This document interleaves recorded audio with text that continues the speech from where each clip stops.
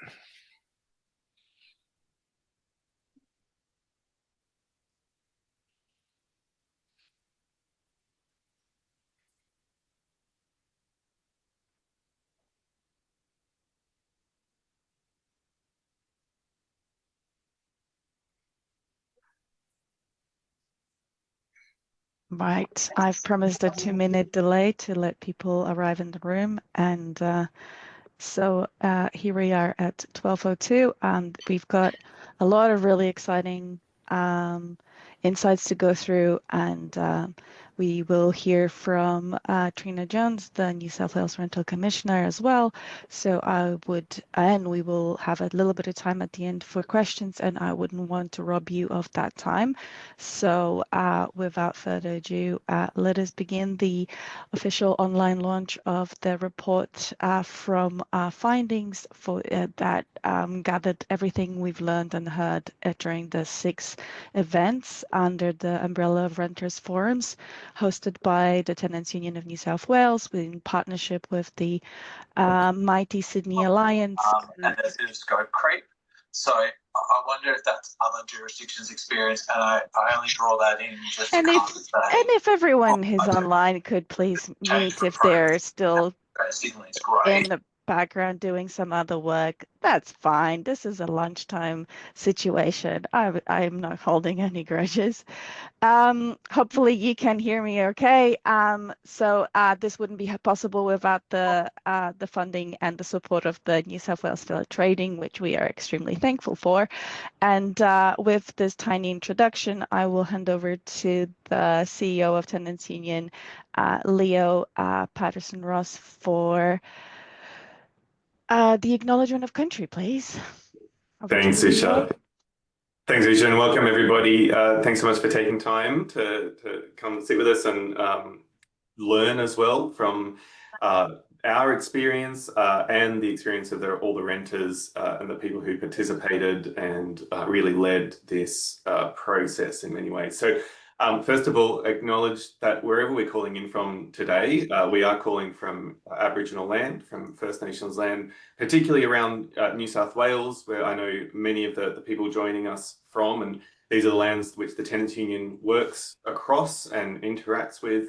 Acknowledge all of the different lands. I am calling from Gadigal country, country of the Eora Nation, and Perismex to the owners of this country. Also acknowledge anybody of First Nations descent in the room to get with us, and acknowledge that wherever we're calling from, these lands were never ceded, and the impacts of colonisation and the way in which Australia was formed has had lasting impacts on the housing experiences of people who were here before the country. We acknowledge that those impacts are lasting and current. So thank you. I just wanted to say quickly that this is an opportunity for us to sort of reflect on this process, to look at what we learned from engaging in this series of forums, series of events, but it really is a process. The forums were sort of the culmination in different communities and for different people of a process of thinking about what this would look like, bringing together people. But we had a number of community champions was really a core part of the way in which we were going to bring these forums together. And as Zusha mentioned, we couldn't have really done that. It's certainly at the scale that we were able to do without the financial support from Fair Trading through the Rental Bond Board, which is also the source for the Tenants Advice and Advocacy Program.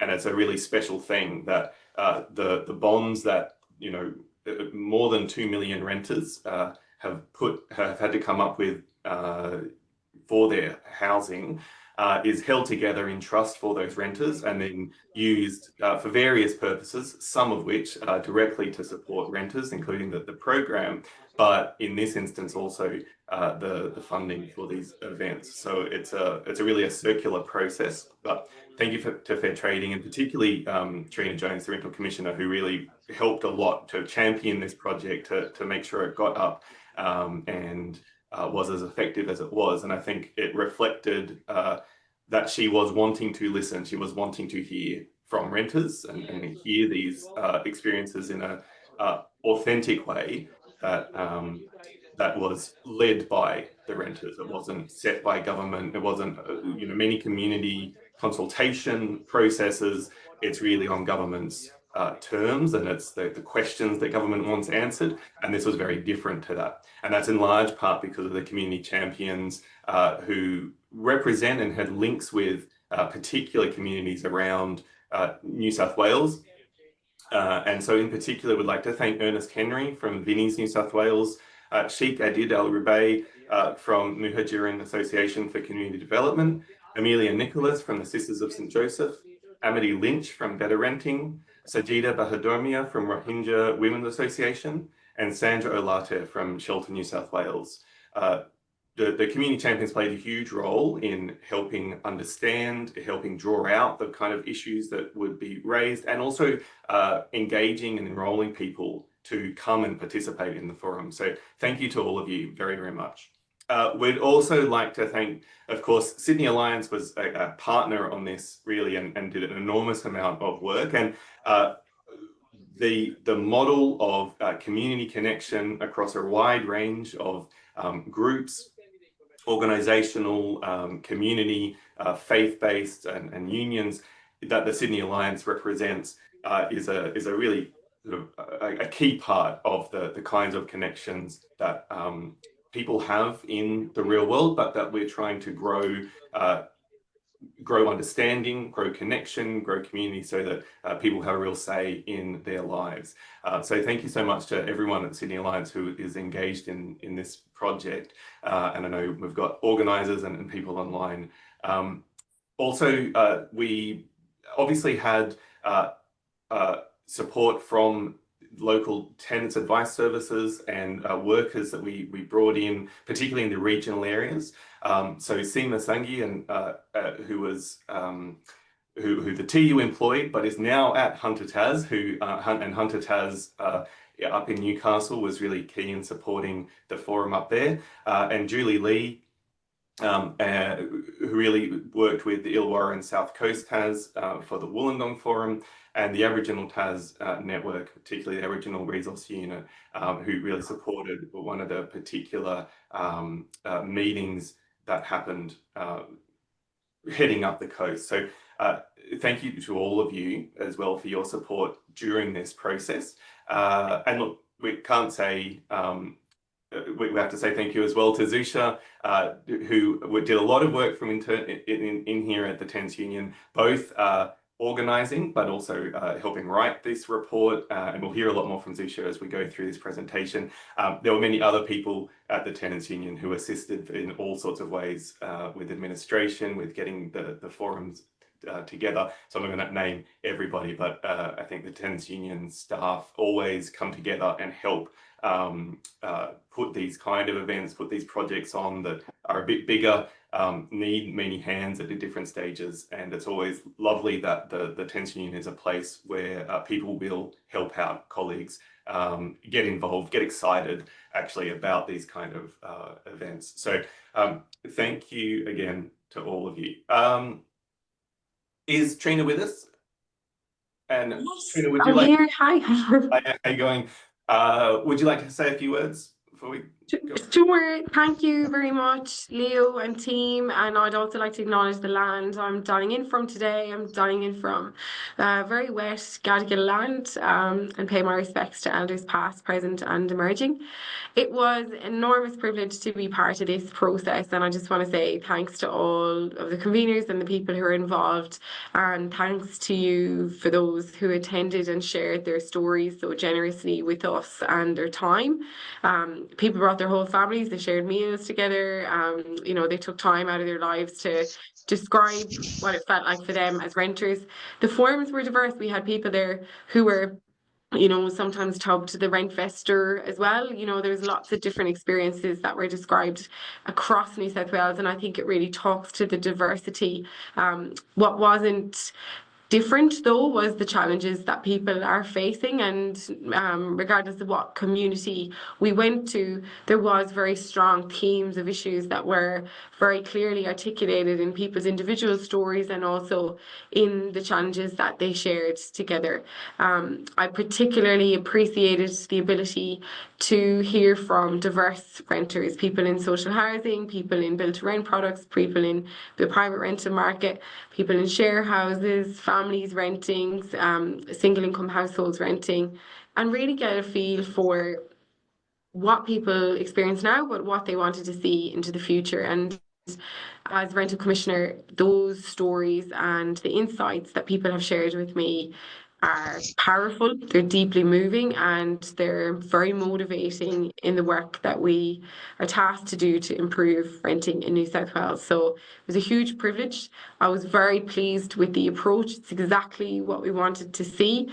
We're going into lots of different rooms to talk to people about rental reform. We're hearing from people all over New South Wales, property providers, landlords, renters, and these forums were really special because they were community led, and we heard directly from the community on their terms in their homes, in their community homes. And they're really powerful and impactful because of that. And the reforms were shaped as a result of the voices of the people who attended. So this has been hugely impactful, and I'm very grateful for the hard work, the time commitment, and the respect and generosity that was involved. So thank you, and looking forward to seeing the report be widely shared and referenced to continue to inform our work. Thanks so much, Trina. And I think that's really what we want to sort of get out of today, get out of the report and the reason to publish both the main report, and we have a sort of a companion piece as well that gets into a little bit more detail of how we ran these things, because we want to learn for ourselves to do it again, to do it better and reflect, but would also love to see, just as we took inspiration from other places and other people who've done similar work and evolved it, looked at it, how it would work for us, we would love to see other people then take it on, because this is really about how we listen to communities, how we listen to the people most involved, both for identifying issues and identifying frustrations, but also looking for solutions, which often people can feel that the solutions are being kind of made above them or made without them. But this is very much about bringing people's experiences, people's feelings, people's knowledge of their own lives into the process. So we are going to now have a presentation looking through the forums, the learnings of and Zusha is going to run that. So I'm going to hand back to you, Zusha, to lead us through. Thank you very much, and thank you, Trina, for kicking us off with truly acknowledging that this was an effort that was putting renters first and renters at the very front.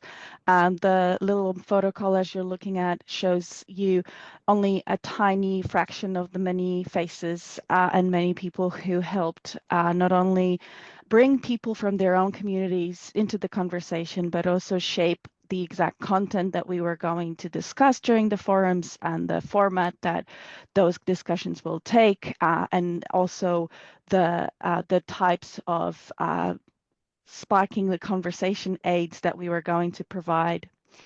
I want to report back and do a bit of a throwback for some of you who have been in one of the 6 rooms.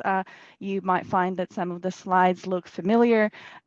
Each forum had a accompanying slideshow that helped us guide each individual event through the formula, which, like as I said, the community champions, renters and renter supporters themselves put together and shaped to best suit the needs of the diverse and often underrepresented in consultation communities that they were bringing into the room. So a quick recap of where things happened and how many people were in the room. We held 6 events. 5 of them were open to participants from every walk of life. We were very keen on hearing from renters, and renters were the key subjects and the key attendee. We made sure that the rooms were a comfortable and a safe space for everyone, so no one who was a landlord or represented developer was admitted to take part in the forums. We had only a handful of rent investors, as in people who rent their home but also own an investment property of their own. We only had a handful of those, and we've asked them to make sure they made their fellow attendees aware of their status before starting the conversation. But as you can see, we had 3 events in the Greater Sydney area, one in a Raymond Terrace, which was a purely focused on the experiences of Aboriginal renters, and we've had this informal consultation there discussing the experiences of mostly women, actually, only women who attended, who struggle with the rental market and the circumstances that make their lives quite difficult. And then we also had an event in Newcastle and also Dapto. So these were smaller in size, but fear not, there was plenty of very good observations and strong opinions of how we should move forward and what the policy makers and shapers should consider.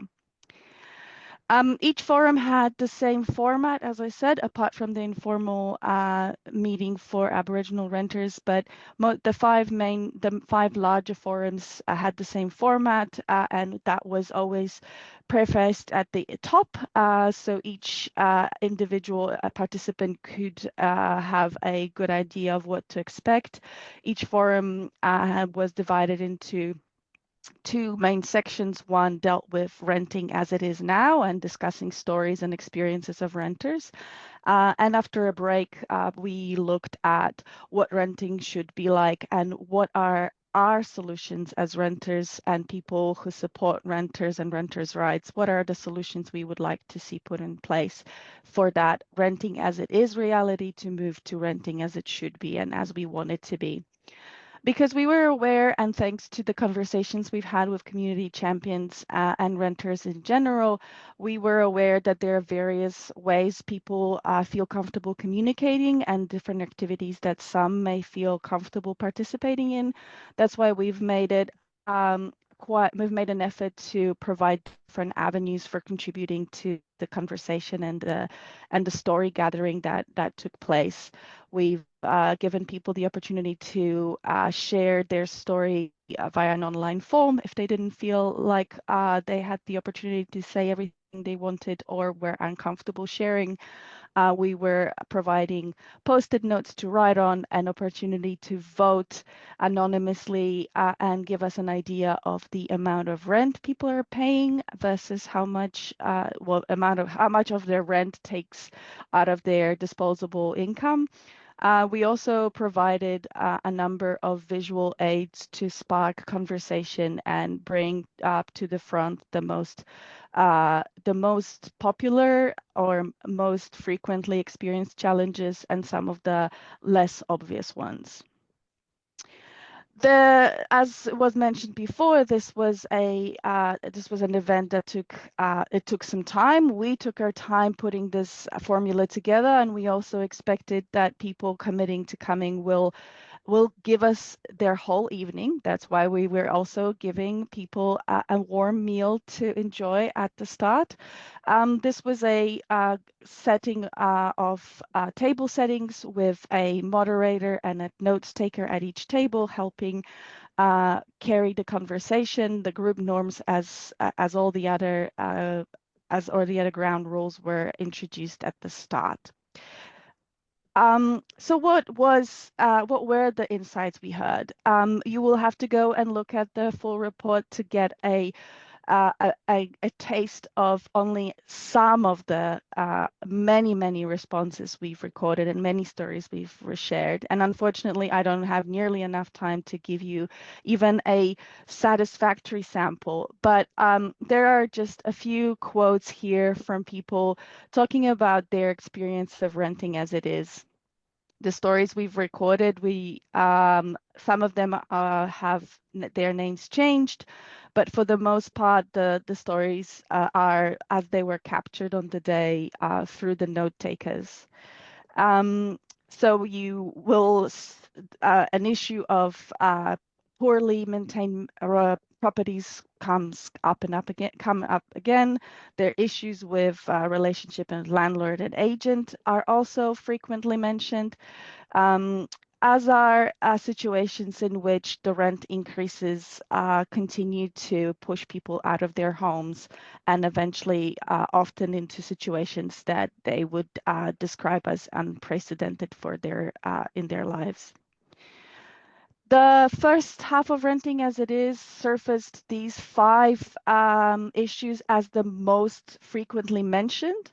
So we are looking at the rent increases that make living in New South Wales seem completely unaffordable, and the difficulty of keeping your home because of the rent increase, the challenging experiences with agents and landlords, the eviction, which thankfully we're about to, in just a couple of weeks' time, the new no grounds, the ban on no grounds evictions will come into place, and the new rules around eviction will come into effect, and no one will be asked to leave their home without a good reason. But I imagine evictions will happen nevertheless, and this was on the minds of many people, as was moving, which is expensive and very stressful. And of course, trouble with rental application, the low vacancy rate making it very hard to secure a home. The second part of renting as it is looked a bit closer at the quality of the home and also the impacts of living through climate changed, the changed climate and the changed increasingly difficult weather events that we might face. And as we know, renters on average and in general live in homes that are of lower quality than people who own their homes. And so it was no surprise that we've observed these 5 as the top most frequently mentioned issues. The unaffordability of energy bills that links to the difficulty of keeping the homes cool in summer and hot and warmish in winter. Persistent mold, which is something that is again linked to the inability to keep the home temperature and moisture at bay, and the impacts on people's physical and mental health as well. Again, I have dozens and dozens of very hard-hitting quotes in the report for you to have a read through, but these are the two first ones, report give you a taste of what a lot of the issues mentioned as that are gathered in the report. Apologies. Many renters mentioned leaving their home because it was too hot and trying to find respite in a shopping center or RSLs, and the same during cold weather, not being able to afford to adequately warm their homes. They were seeking other places to find refuge. Now you're going to have a tiny little bit of a recap in a video form, and I hold my breath hoping that you will be able to hear the sound. Oh, pardon me. We heard about how looking for a home in New South Wales is a bigger challenge than ever. If renters can find a place accessible to their employment or education, close to community, and they can afford it, it usually means taking time off work to inspect properties, filling out all the excessive paperwork, and applying, amongst many others. It can feel a bit like winning to sign a tenancy agreement, but unfortunately we heard it can be anything but. In return for payment of rent each week, renters usually receive a pretty bare-bones house. And while we can usually choose the furniture to furnish our home with, what renters often don't get to choose are things like the fittings, whether their home is powered by gas or electricity, if they have heating or cooling, or even any insulation. As we heard from our forums across New South Wales, these issues of a lack of control over the place we call home came up time and time again. And what about in times of extreme weather? For renters at our forums, changes in weather has meant desperately trying to keep warm, leaky roofs causing damp and mould, and oftentimes having no insulation or any fixtures to regulate a comfortable temperature, or at least one without big cost. In the heat, we heard of renters suffering headaches, weakness, dizziness, and being unable to sleep without any aircon or window coverings. So if this is renting as it is, what did we hear from renters about how it could be? Okay, this is the second part where we leave behind the obvious challenges and the many issues that most people in the room would recognize in other people's stories, leading everyone, I think, to the conclusion that the problems are not individual, but they have systemic underlying causes. And so we've, because we wanted to speak to people about not only their challenges, but also their aspirations, we've asked our renting attendees to tell us a bit about the renting experience as they would like it to be, as they think what they're paying for, what should be delivered in their renting life. And this was an opportunity to truly focus on what matters most. But because there were issues that we knew would come to the forefront, we also made sure that if an issue like, say, of affordability was already discussed, we encouraged people at the table to look at other suggested topics and discuss different aspects of the ultimate renting experience. So here again, out of many quotes and many hopes and wishes that people have expressed, these are just a few. Obviously, the anxiety and stress around money makes having a comfortable renting experience pretty hard. And also, putting down roots is basically impossible if you are always worried about the security of your tenure. And as someone at the Illawarra Renters Forum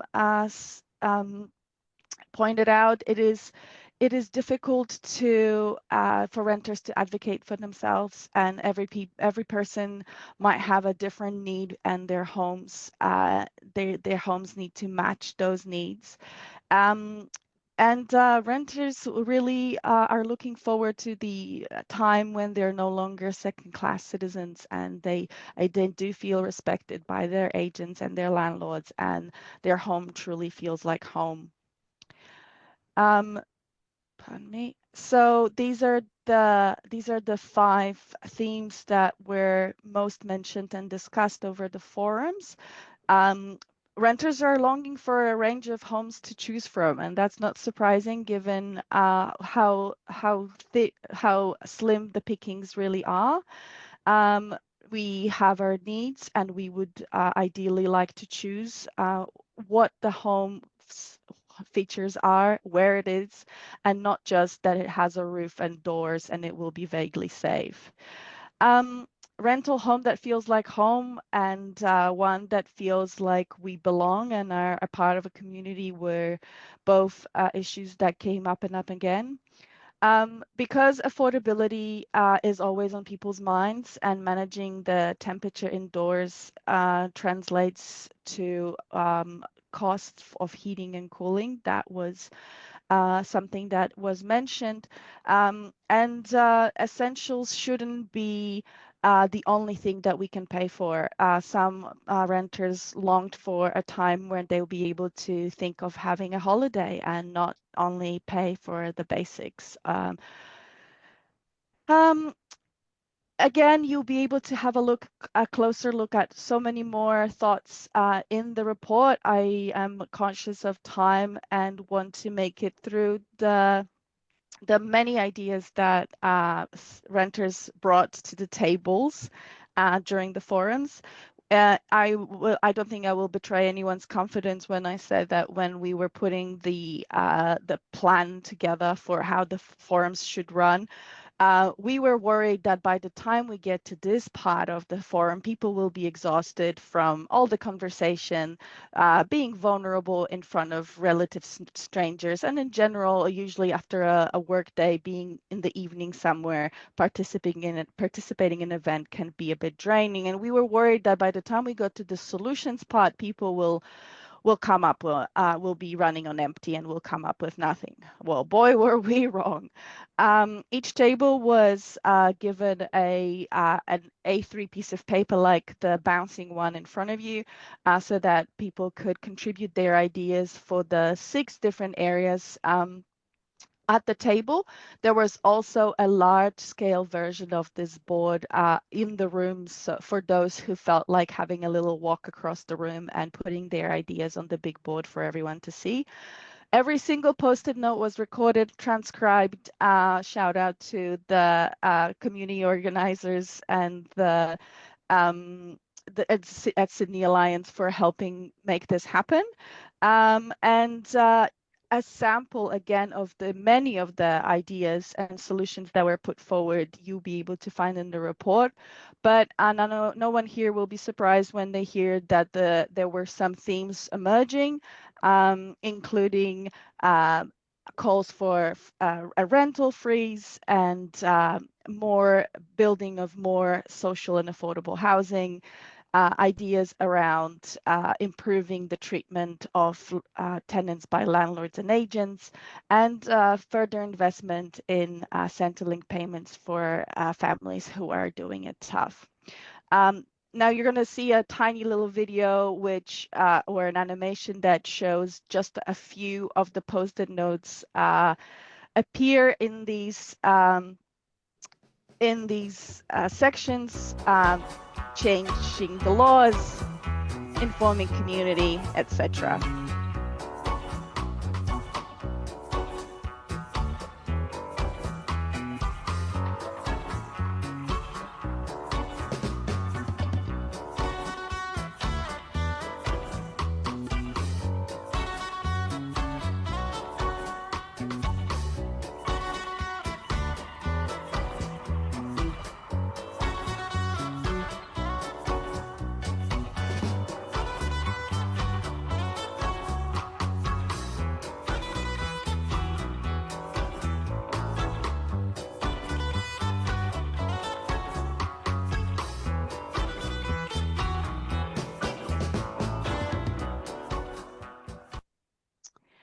And we're almost at the end of the presentation, and we're looking at some of the final shots from the forums. In the two of the photos, you can see our participants raising green cards. That's the moment of all of us collectively agreeing on some of the most deeply and wildly felt issues in the room. These included affordability, stability, and finding a pathway to include renters in climate change solutions.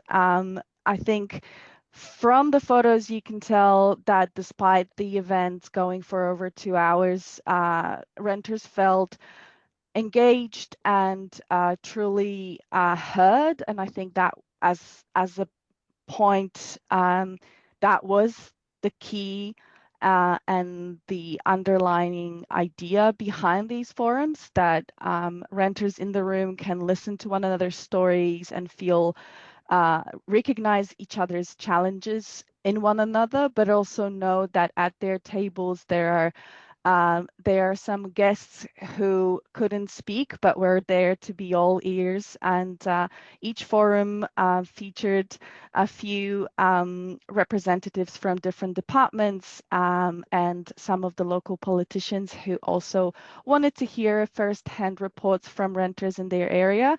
And being able to tell your truth directly to power, as corny as it sounds, in this particular case, in fact, it was one-to-one experience of being able to tell it like it is to the people who influence decisions or make decisions for what our future in renting will look like and what our housing prospects for the future are.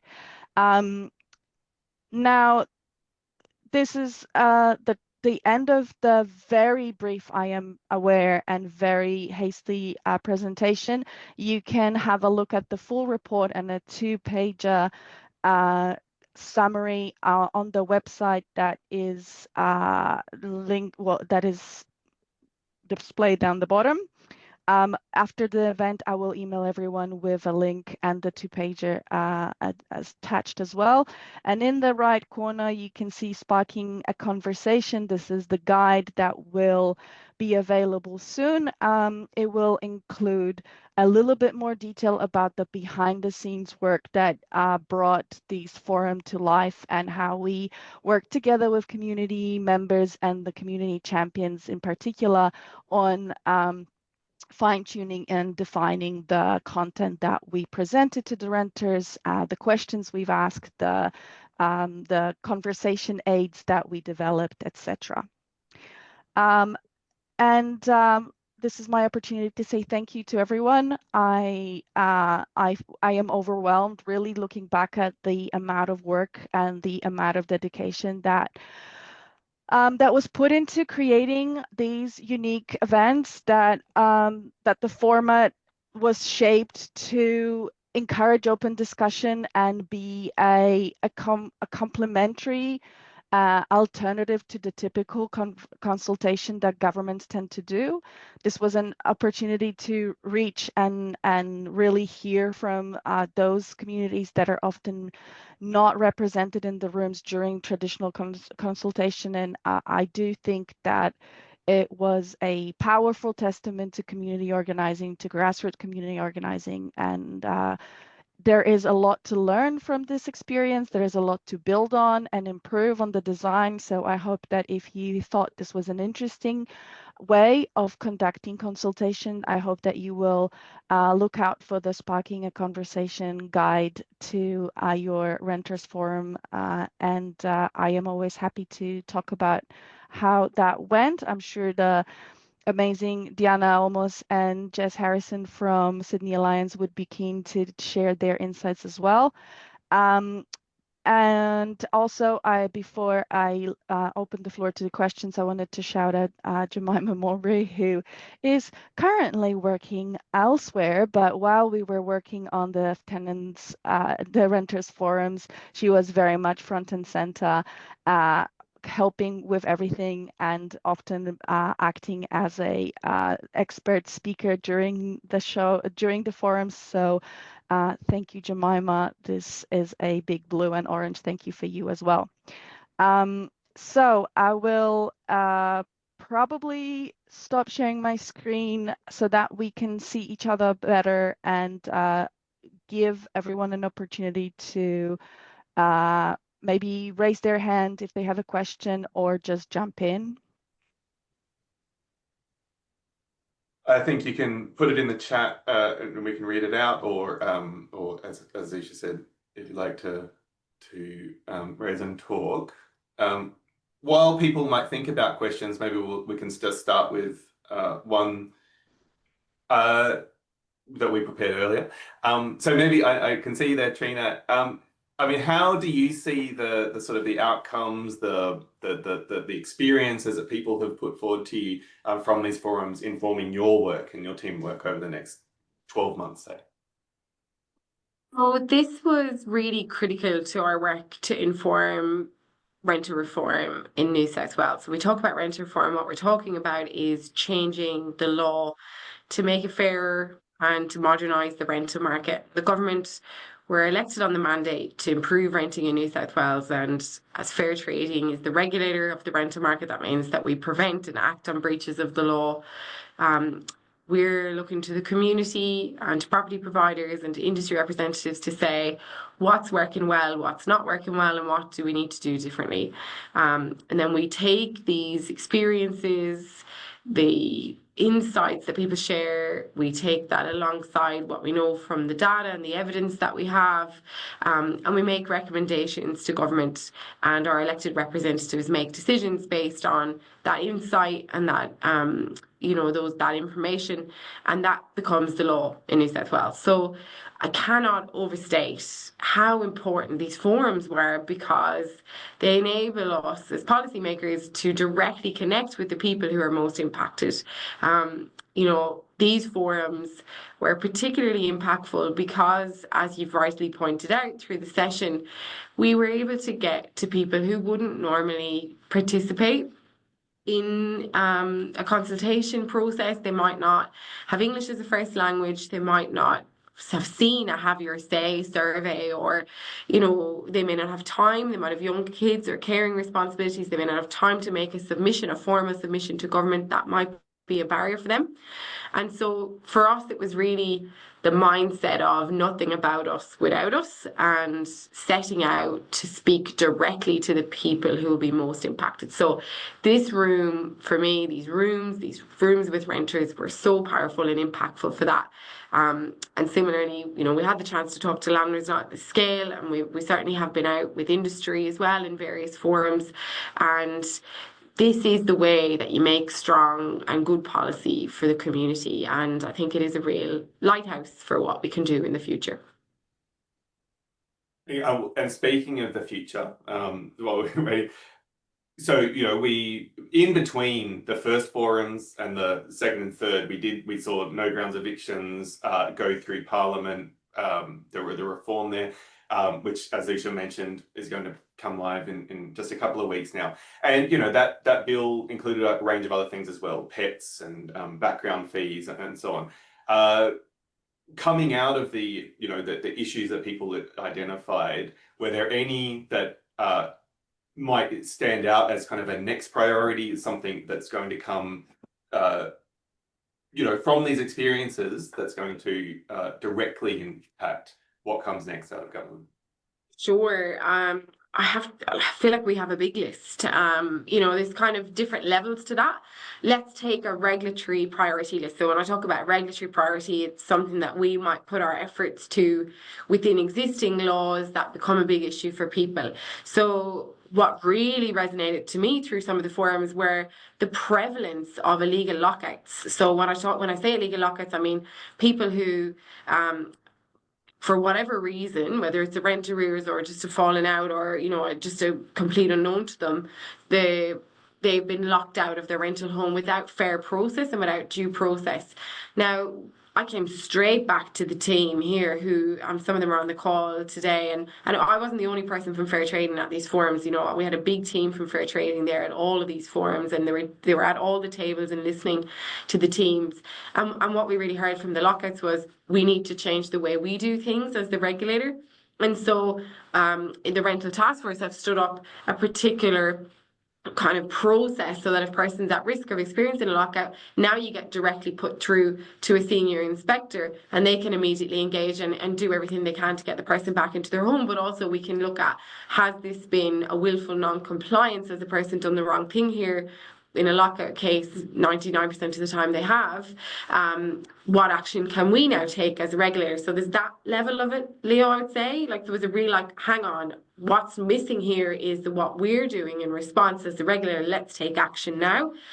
But also on a bigger scale, strong feedback around transparency and privacy. So we're doing some work in line with the government's election commitments around improving transparency and privacy. In the sector, and people talking to me about discrimination, worrying about saying they had kids on their application form because they felt they were being discriminated against, people feeling if they didn't have if they were students and they might be in the that they were being discriminated against, even though they could demonstrate they could pay for the rent. New people to the rental market, whether they're migrants or they've had a divorce and they've had a relationship breakdown and they're now in the rental market saying, how can I demonstrate that I can be a tenant and I'm not necessarily, that's not coming through in the current application forms. So as we develop a standardised application form in New South Wales, I just took pages and pages and pages off a special notebook just from the forums with so many ideas and stories that we heard directly from people. And, that is reference material for us in all the work that we do. It's not the only consultation we will do. This is a commitment to continue to listen to people. But can I tell you, if you're at a forum and your ideas were shared, we have heard them loud and clear and they're informing the work. Thank you. Hi, Jemima, who's asked a question in the chat. Glad you could be here. And again, thank you for your work on this. But so Jemima was asking, are there any standout moments from across the forums, any stories or shared insights and connections that emerged? So I might actually ask Zusha, who was there first, and then I'll come back to you, give you a chance to breathe. And actually, while Zusha answers, I'd sort of like to invite any of the Sydney Alliance organisers if they'd like to reflect anything as well. So Zusha, was there anything that stood out for you? I have actually had the pleasure of being a small group or table leader for 3 out of the 5 larger events. I think what stood out to me a couple of times was that people felt that their vulnerability, at first they felt vulnerable and a bit worried about disclosing some of their personal stories. But there was just so much acceptance and complete understanding at the tables every time. And I have to note that each table was very different from one another from my leading experience. So there were different people from different walks of life, different ages, genders, and backgrounds. And there was this complete and total acceptance and support for one another that was making people feel heard, but also feeling safe in disclosing their hardships. And that combined with acknowledging that they're not alone and experiencing what they're experiencing, lifted them together and managed to bind people together really, really quickly. And I, as someone who was mostly just facilitating the conversation and not contributing to it, I was very personally moved every time that spontaneously occurred, and that link and that shared understanding and support for strangers. We were throwing people together, and after a tiny icebreaker question, they were supposed to just go straight into some pretty traumatic experiences. And there was the human spirit really really rose up, and that was wonderful to see. Yeah, thanks, Isha. Trina, anything that stood out for you? Look, I think two things I reflect on. One, an unfortunately common story, like almost to the exact description of it I heard in honestly every forum, was some version of somebody in a home in the heat of summer having to take their kids to like a Westfield or a Kmart because their property is hitting 38 degrees, scary temperatures at night. So that was really, I've got young kids, I totally get that. So that was, we've got a lot to do. And also on the other side of that, when I spoke to landlords, and I know it wasn't this forum, we had people saying, how can we afford to make these changes? We want to see this thing. So I can really see the challenges and the tensions that we have in this transition to this green future, but also the urgency to make these homes of quality living standard. People talk about comfort. It's not about comfort, that's important, but it's about health. Like, this is really serious. So that is very live for me. The other thing that really stayed with me, and we were there to listen, and I love a chat. Anyone who knows me knows I love a chat. But I was like itching at times, and I waited around at all forums and spoke to people afterwards, because we really had to hear where people were coming from before we provided any advice. People just didn't know their rights. They didn't know their rights. It was so motivating but also frustrating in the room, because they were sharing things and they were saying, oh, there's nothing I can do about that. And I was like, that's not allowed. You can't do something about that. So there was lots of that, and it really coming back and sharing that. We talked about that as a team, the people who were there. How can we get the message out? How can we make it available in different languages? How can we build trust with the community? How can we support community organisations to get the word out? Because people just don't know their rights and don't understand their rights. And really, that's a motivating factor. As much as it's sort of frustrating as well, it's also very motivating for us. So there's my takeaways. Yeah, thank you. So we've got a few great questions coming through the chat. So I'll just talk to Michelle Dare from the Housing Trust. She asked if you have enough voices from each of the three different landlord groups, private owners, government, CHPs, and if there were any noticeable differences in experience or needs. And I'd be interested in Zusha and Trina's response here. But for me, I think we were not trying to get a statistically significant representation of that. We certainly had people living in all of those groups, and people spoke to those experiences. But I think we were often diving more into the overall experience. And so people, I mean, I was on a table with someone who was talking to both their private rental experience and their experience living in a community housing property, and talking to the overall system. So look, that's my feeling, is that we were looking at the overall system rather than individual providers or individual types of provider. But there's certainly some comments and some notes there that relate to all three. And I think, even to be honest, within private ownership, we heard from a range of experience, because there is a big diversity of, the difference between living in a granny flat in the backyard of your landlord's place, or a more formal tenancy. These also have a lot of nuance and distinction as well. So do either of you want to add anything to that?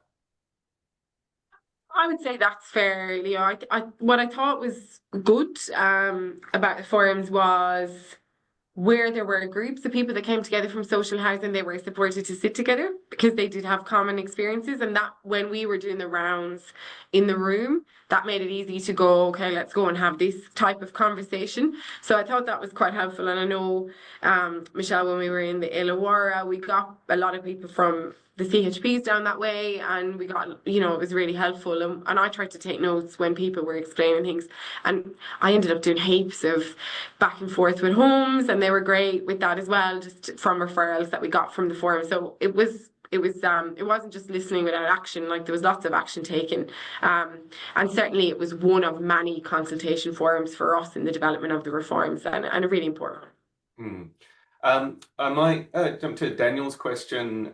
He's sort of thinking about mold, which certainly came up quite a lot for a lot of people, and that really speaks more broadly, I think, to the kind of the building quality that affects a lot of the people's experience. And Daniel's kind of asking about a rental reform law that's going through the UK. It's taken about 6 or 7 years in various permutations, and it does look like it's getting closer and closer. But they have really specifically tried to address mould as well as other aspects. In New South Wales, just for kind of context, we have standards that apply under the Residential Tenancy Act and in tenancy contracts that address a number of things and address damp and address ventilation, things around mold, but not mold directly. I just wanted, do you have any sort of comment on hearing about both the stories of mold from the forums as well as Daniel's kind of question? He asked a follow-up, actually, if you want to just move into it, which is the tribunal orders. He's received a number, they haven't been complied with. And I think that is something that came up through the forums as well, that people felt there wasn't enough sort of certainty, follow through on the rules that do exist. How can people trust them? So any comment on that as well? Yeah, look, I would say mould is very front of mind for us. It's a really challenging one, given the kind of shared responsibility of it and the education that's out there in the community. So it's something that we are looking to focus on in our next financial year. More broadly, the discussions that we had in the early forums prompted a project that we're currently delivering at Fair Trading now, which is a mystery shop of rental properties across New South Wales. So we currently have actively got a series of mystery shoppers in the market, currently viewing homes as they come available for inspection, and we're getting a sample size of those, and that's in our efforts following these conversations and conversations with property managers as well, actually, around the challenges for how properties are being presented at the point of rental. And we're getting some really good comprehensive insights from that. That's the Consumer Research Centre that are doing that for us. So I think mould, I'm already hearing from some of the people that are out on the ground there, is one of the top issues. So I would say just leave that with us for now. It's something that we are very aware of, and we're certainly following the AWAB's law in the UK as an interesting intervention. Yep. And look, I think we're at 12:55, so I might ask you one last question, which is a really great one from Amity, who was really involved in this process. And it really kind of ties this together. Let's lead into what happens in the future. So I'll read it out. You've probably seen it. What you and your staff experienced and learned through the process, what potential do you think there is to lead state government towards more inclusive and public consultation processes in the future? And maybe on a variety of issues. I think both within renting and beyond, Amity, are you thinking? I think that there's a clear distinction here between those sort of more traditional consultation processes.